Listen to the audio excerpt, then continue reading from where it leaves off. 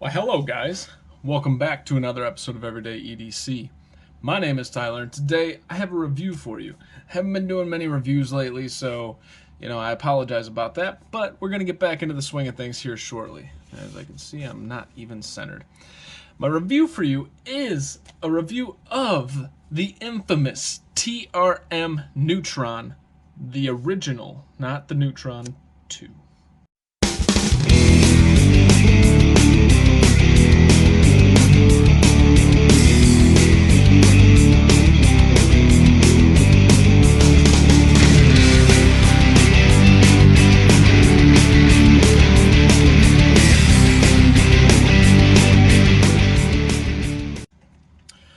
Alright guys, so what I'm going to do here is I'm just going to go through and actually tear this model down. I don't normally do that, but Neutrons are kind of built upon the premise of, you can make it your own, and I got the wrong bit ready. You can make it your own, you can take all this apart, yes, it's just the scales, but I'll show you how easy it is to dismantle the scales. We'll take a look at the guts, find my freaking magnet, and then we'll, kind of check everything as we go through.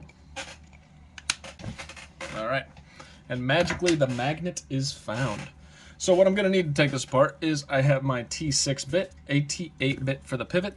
I have this cool little thing here. This is a magnetic cup. So these may not be magnetic parts, but it is what it is. I have a magnet here to check the pieces as we go through. We'll find out what's steel and what's not, and we're just going to shoot from there. So, without further ado, this is all in an effort to show you guys how easy this Neutron is to take apart and change these scales, which is the whole, one of the major selling points of the Neutron, beyond the fact that it's just a really, really good knife. So, the hardware does appear to already be steel, as you can tell by the way the magnet's sitting in there. Well, by the way the screw is sitting in there. These two screws plus the pivot, I believe, are all that's required to change out these scales. Look at that. That thing came off within seconds. I haven't taken this apart yet. I kind of wanted to save it for the unboxing. So, or not the unboxing, but for the actual teardown. Unfortunately, we do have to remove the pocket clip here. Why? Because it's hiding one of the scale screws from underneath. There are 3 T6 screws holding this in. I can tell you right now, that pocket clip is not magnetic because it's not sticking to my magnetic container. So the pocket clip must be titanium. Interestingly enough, let me see here. Does this just pop out? Or is this another screw?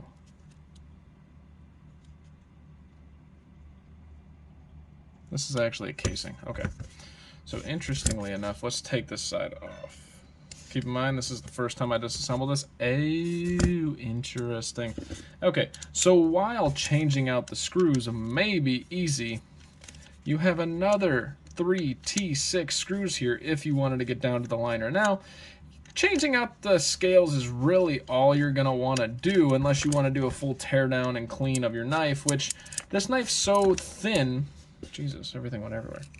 So the barrel spacers are not magnetic because they're not sticking to my magnetic container. But let's see here. Pops out just there. There's a phosphor bronze washer. And I believe the liners, these are titanium. Here is this really thin blade stock here. We'll set that up here. We'll get, we don't need to necessarily get that off. But we can just pop out the pivot now. And the pivot is steel. Shocker. Okay. I'm going to tear this completely down so that we can see it. Why not just actually do it all together if we're going to do it, right? Let's just do it. The intention of this is not to prolong the video, but realistically, it's kind of cool every now and then to see a knife that you're not used to seeing torn down. And I was hoping that I can do this much, much quicker, even though the pace is alright. So as you can see here, that comes out too. That's the stop pin. That is also magnetic.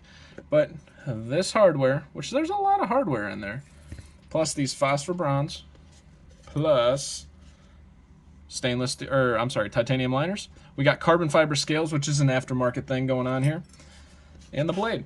That is all that this thing has. There's nothing else. So yes, there's a lot of hardware to tear it all the way down, but you saw how easy it was to get those scales off.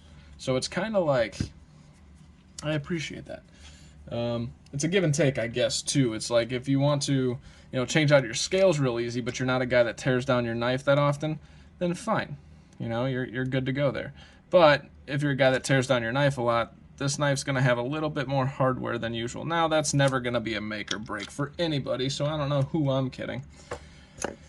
Okay, so let's start rebuilding this guy. So the pivot is not captive. Wah, wah.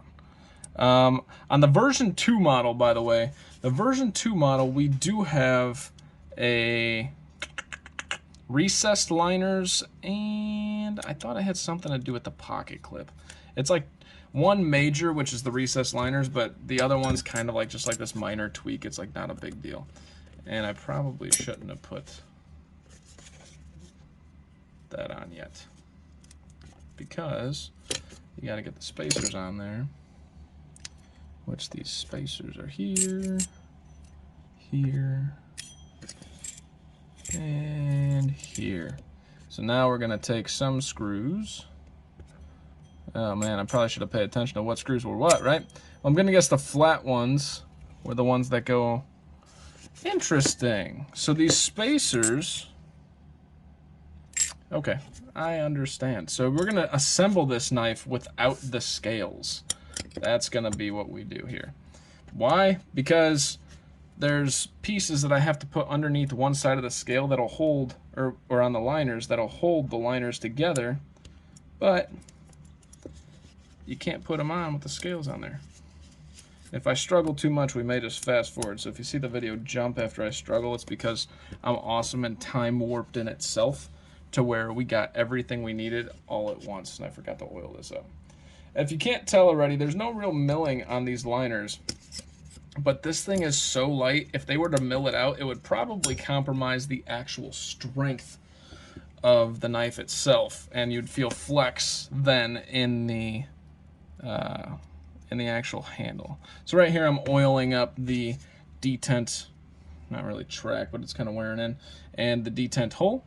I've noticed that by lubing up your blade right there, you're actually going to have insanely better action on the way down and on the way up, but more on the way down than anything, than you would have ever expected, right? It's amazing how that's actually solved a lot of my, like my action issues that I've had. I've had a couple issues where like, man, this action's kind of goofy. And then I do that, and it's like, wow, this got insanely better. So I'm not quite sure what's the smartest way to do this, but we're going to try Tyler's way. And then if you see the video skip, you will know Tyler's way works out phenomenally and nobody else's way is better. Son of a biscuit. So yeah, this thing's interesting. I am not completely dumb when it comes to putting knives together. I've taken apart my fair share, and this has some interesting elements because of those scales. Like, I can't really pinch anything together, and you have to build it on that side because that's where the pivot side goes. It's just, it's all right. It's a thing, and I'm doing a lot of this off camera. I apologize. I didn't realize, and I'm more focused on actually doing it than filming. Okay. All right, that's okay? Yeah, it's okay. So once I get one spacer on, my issue kind of goes away. But until that point in time, I have to focus. The reason the issue goes away is because you can get it actually seated in there, and it won't be flopping around on you anymore. All right. There's no reason to Loctite these, by the way. These things are like underneath scales. That screw is never going to back out on you, and if it does, you got bigger issues because that scale is going to prevent these screws from backing out. So they don't need to be super tight, just hand tighten them down. Remember, the flatheads go underneath the scale so the scale can sit flush with the actual liners themselves. Alright, so there's barrel spacer number 2. This is why it gets easier after you get that first one in, because they're already pinched and you don't have to worry about kind of going back and forth with it. And barrel spacer number 3. Well, bam. Well, bam. Well, bam. All right. Now we're going to take this pivot back out, which may or may not be a good idea. Because I got to get that over. Does that fit over the pivot? Am I dumb and didn't have to do that at all? It does! Oh, that is so good. All right, so that made your life a lot easier where the pivot actually fits over the scales. So you only got to take these 2 screws out. Yes, I know, you guys are like, you're an idiot. That's part of the allure of this knife, blah, blah, blah. Well, you know what? I've never taken it apart. I haven't watched an unboxing. And I just like to figure stuff out for myself. I'm that guy that doesn't learn from his predecessors. I have to do it on my own. Or else it won't stick. You know what I mean? I know you guys know what I mean. I don't have to ask you. You know what I mean. These ones are different. These screws, you may actually want to Loctite these, but they're so small, I don't think you do. Just keep an eye on them, okay? Because they're so short, they can't ride through the liner, right? Because it'll start to hit where your blade play or your blade swings in on the lockup position. So you got to make sure you're using the short screws for the liner. And going back to it, to change your liners or change your frames, all you got to do is take these 2 screws out. And then the other 2 on the other side, and that's it. That's why these are so popular for modding, or at least getting your own scales on there. Let's see here. I always forget which side needs the pocket clip. It's this side. I don't know why I always forget that. Like, that's something I should know, but for some reason, I have to like double check with all my other knives first. Is this good? Is this good? Are you sure? So what we've learned out of this is writing on phosphor bronze. The liners are titanium. The hardware, like the screws, for example, and the pivot are all titanium. The stop pin is titanium, but the actual pocket clip, or I'm sorry, the hardware is all steel. Stupid. It's all magnetic. So all the screws are magnetic, the pivot's magnetic, and the stop pin is magnetic. The liners and the actual pocket clip that I'm putting in right now are not, which means they are, blah, blah, blah, blah, they are titanium. So remember, if you guys remember me talking about this in previous videos, I always grip further back in the knife to see if I can feel any blade play. Why? Because if you're pinching up by where the bolster area is, there's no point to say, okay, there's no blade play, because, you know, it's you're pinching it. Pinch back here and then feel for blade play. I can feel a slight little click, but let's check the action. Ugh, this action is stupid. So as you can see, I'm doing this, and it's a free spinning pivot, which is kind of frustrating. But I'm doing this with my hand, because it won't necessarily need a full tighten to get there, which it might now, just because I said something and the other pivot's spinning, so it's not making my life any easier. Okay, so I've eliminated all blade play, and the action is really good on the outwards, but it's not fall shut. Let's just give it a little tweak. All right, let's check the pivot. A little bit of back and forth. Now remember, this is writing on phosphor bronze, so we might not get that great of drop shuttiness out of it, but that's pretty good. There we go. Look at that. And we did it. We made it through the teardown of the TRM Neutron all the way down. So like I said, we learned there's phosphor bronze, there's titanium liners, and a titanium pocket clip. All hardware is steel. And then it's really easy to take out this, right? You just take those 2 screws out, that pops off. That is some of the allure of this knife. You get to change it up. Now, let's do some specs, some size comparisons, and then we'll talk about other things, right? More fun things. Actually, that was kind of fun. I enjoyed that.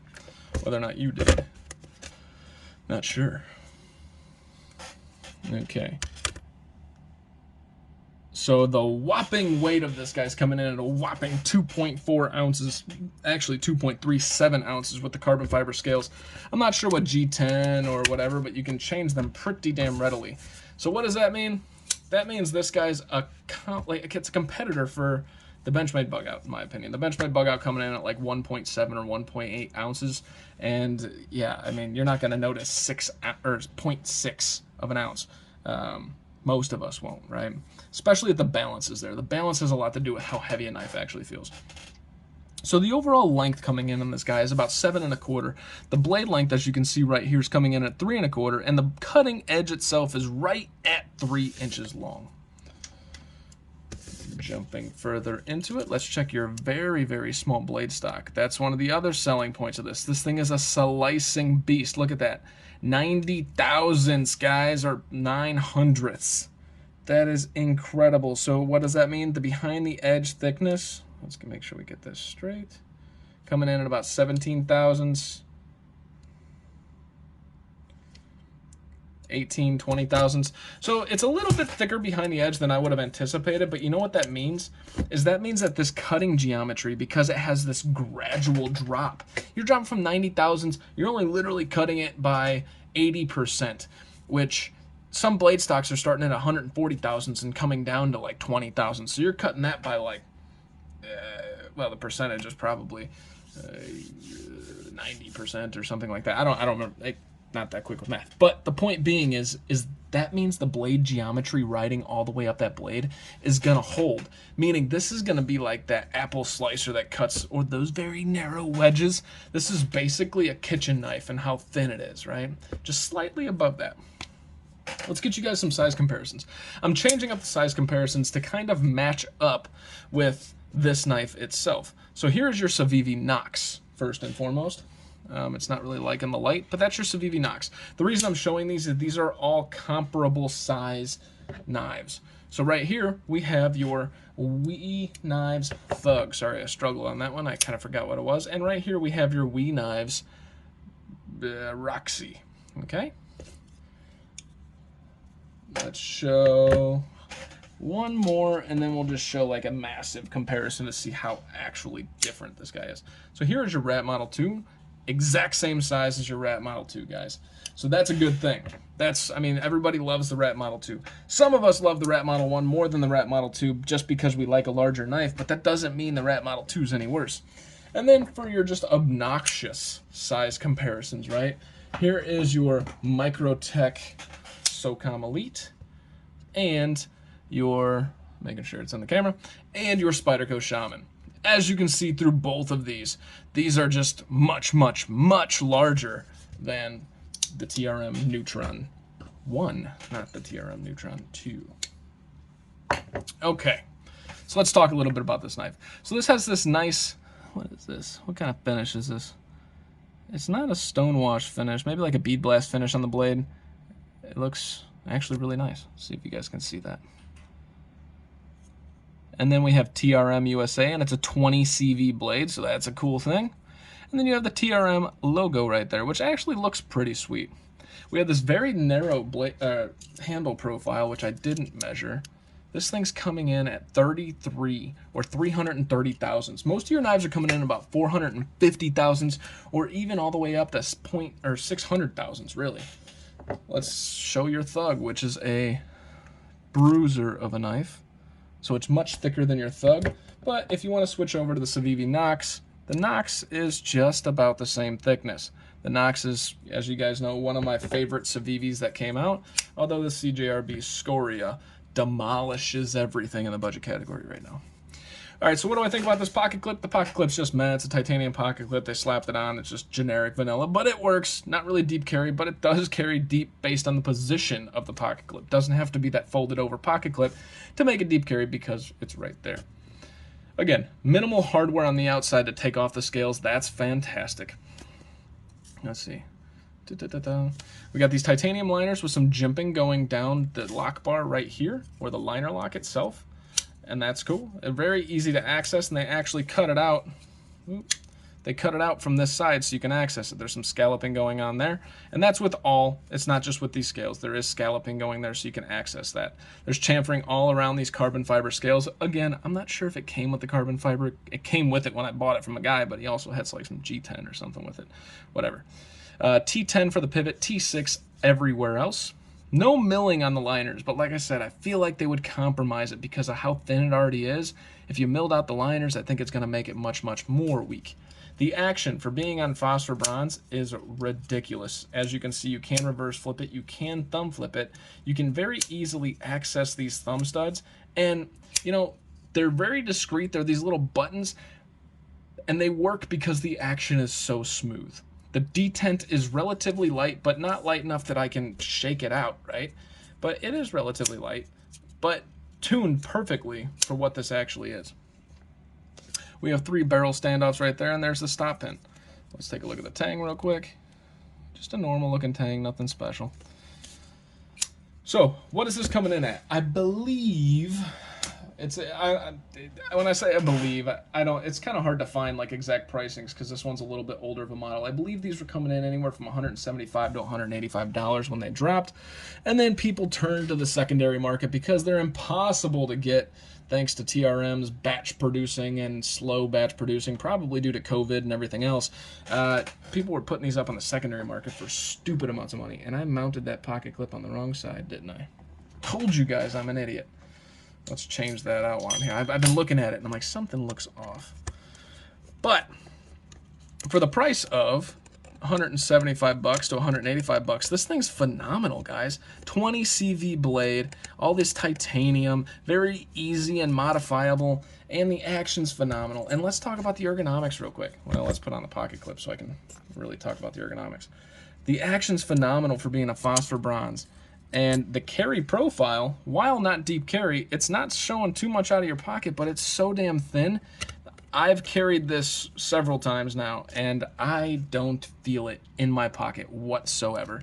This disappears. So where it really shines, not only with the thin blade stock, so that blade stock's going to be stupid slicey when it comes down. It already comes down in the teens, which is good. But the whole profile is very, very, very, very thin. So this just lends itself to be an awesome everyday carry, which is why people love this knife so much. Great, great slicing capabilities, great carry factor, and the ergonomics, I have no problems with this. The handle's wide enough despite being so thin that it fills out your hand very, very well. So, overall thoughts? What do I used to do this format where I did the likes and dislikes and everything. I would rather just kind of free flow because that's when I actually enjoy doing these reviews. If I have to follow a format, keep looking back on my notes, it just kind of becomes a little less fun for me. So, yes, while I did my research before this is a free form. So, my likes and my dislikes, I'm gonna kick that to the curb. Let's just say, is there anything that I would want in this knife? And we'll say, you know, kind of like a good or bad.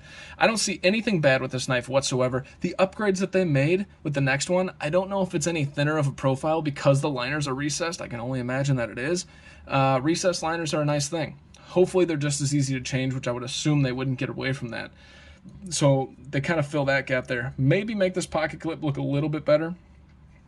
But you're already getting all of this for $175 when it kind of breaks the mold for a lot of things, right? So I think that they really did well. 20 CV, probably G10. I don't think it comes with the carbon fiber, but titanium liners, barrel spacers, titanium pocket clip. It's just a really, really good, well-rounded EDC. Is there anything that I would want out of it? I can't think of a single thing. I think this knife is... I hate it. I hate to say it. I think this knife is much better than the bug out. You're already getting the 20 CV out of it. It has a more narrow carry, I believe. And it doesn't have this flex. Like, I'm not sitting here worried about this thing breaking in my hands because, let's be real, the bug out won't ever break in your hands unless you're doing some crazy shit with it. But we've all thought it. The bug out was the very first knife that I've ever purchased. I purchased it from Amazon. I got the OD green, or no, I don't remember what it was, the tan model I think it was, you know, S30V, and I picked it up and I go like this and I'm squeezing the liners. Just, I didn't mean to. I didn't know a thing about knives, but I'm like, this thing's gonna break. Well, that's where this kind of comes into play. This is definitely solid. I definitely feel like I'm not gonna slide up that blade. The plunge grind's done really well, so it comes out to here. You're not going to get that smile anytime soon in the sharpening. Overall, for 175 bucks, if you can pick it up when they drop. Now they don't drop these anymore. It'll be the Neutron 2, but there's subtle differences, recessed liners and maybe a different pocket clip or something. But if you can get it on the drop, that's a fantastic deal. Do not go and pay more than $200 for this unless they give you all these scales, which is still annoying because all these guys went balls to the wall with these scales when they're selling it on Reddit, and they're like, yo, I got a TRM Neutron and it has 10 different pairs of scales. Aren't you excited? I'm going to charge you $460 for this. It's like, huh? No, you paid for the scales. I didn't choose those scales. I just want the knife. I want to modify it myself. Or some of you may be like, oh, cool, a bunch of scales, but you're also paying $400 or whatever they're charging. Like, I've seen those prices astronomical. Don't do that. But if you can pick it up when they drop, or get somebody that's a nice guy and gives you a deal for $200 with a set of scales, which is, I think, what I got mine for, then yeah, by all means, this is a fantastic, fantastic knife. That is all I got for you guys. This is the TRM Neutron 1, not the Neutron 2. Let's not get it twisted. One day I might check out the Neutron 2. I'm really excited about checking out an Atom, though. Kind of have my eyes on that a little bit. But if you're shopping at White Mountain Knives, don't forget to use my promo code EEDC for 10% off. It helps out the channel because it shows them that people watch the channel and they're using the promo code. Therefore, he's going to lend me some knives and maybe give me some discounts that I can pass on to you guys. Second, if you guys are interested in a bi-monthly knife giveaway based on the number of patrons, go check me out on Patreon. I'm eventually going to change the Patreon to where you guys can put whatever you want into it instead of just, $5. Sometimes $5 is too much. So getting off topic. Last but not least, check me out on Instagram, everyday_EDC77. Questions, just a chat, BS. I've made so many friends through this channel, and there's so many guys that I don't have friends in the real world anymore. All my friends are knife guys, and it's awesome. That is all I got for you guys today. My name is Tyler. This has been Everyday EDC. You guys stay sharp, stay safe. Thank you so much for watching. Enjoy the rest of your day, guys. Hey guys, thank you so much for watching. This is my Patreon. This is my Instagram, everydayedc_77. I'm going to do a special shout out to all the Patreons: John K, Sammy, Eggs and Ham, Jason M, Dogtooth, Kaiba, Mickey, Wolf, and Captain Steve. Thank you guys so much for watching. Have a great freaking day.